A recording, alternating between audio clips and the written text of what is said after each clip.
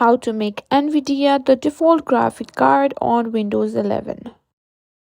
If you have a laptop or desktop with both integrated graphics and an NVIDIA GPU, you might want to switch to using NVIDIA as the default graphic card for better performance in games or demanding application. In today's video, I'm going to show you exactly how to do it. First, we need to open the Windows 11 settings. Right-click on the Start menu and select Settings. Alternatively, you can also press Windows plus I to open settings directly. Now go to System and then select Display. This is where we'll set up the default graphics for apps. Scroll down until you find Graphics.